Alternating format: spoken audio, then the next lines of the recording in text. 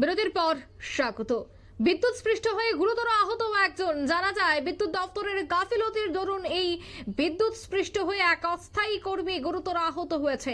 Agartala IgM Chowmuhani এলাকায় এই ঘটনা। এলাকা জুড়ে রীতিমতো চাঞ্চল্য ছড়িয়ে পড়ে। আহত কর্মীকে চিকিৎসার জন্য হাসপাতালে নিয়ে আসা হয়। তিনি হাসপাতালেই এখন চিকিৎসাধীন রয়েছে। চিকিৎসকরা রয়েছে, সমস্ত পরীক্ষা নিরীক্ষা চলছে। তবে বিদ্যুৎ স্পৃষ্ট হয়েই এই ঘটনা, এই বিপত্তির পেছনে বিদ্যুৎ নিগমের চরম গাফিলতি রয়েছে বলেই কিন্তু অভিযোগ। তবে সেই বিষয়ে সংশ্লিষ্টদের বক্তব্য শোনাচ্ছি।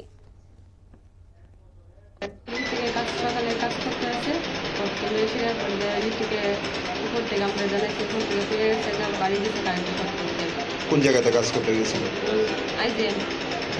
উনি কি মানে বিদ্যুৎ নিগমের কর্মী? বিদ্যুৎ নিগমের কর্মী মানে চাকরি করে? এই কোন অফিসে থাকে? আইজিএম। এরপরে আপনারা কিভাবে খবর পাইছেন?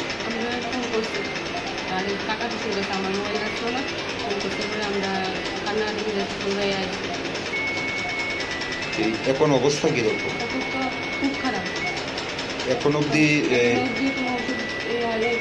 কিছু লাগতে পারে না, শুধু কথা পারে, গান লাগতে পারে না, কিছু করতে পারে না, শুধু একদম নেই, শুধু একটু কথাই বলতে পারে। অফিসের লোক আইসেনি খোঁজ খবর নিতে? নামটা কি ওনার? তাপস মহোদয়। বাড়ি কোন জায়গায়? বাড়ি সেনসিনগর।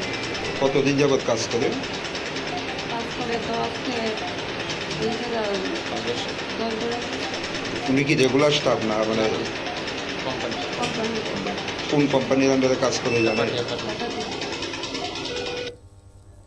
আপনারা শুনলেন তাদের বক্তব্য।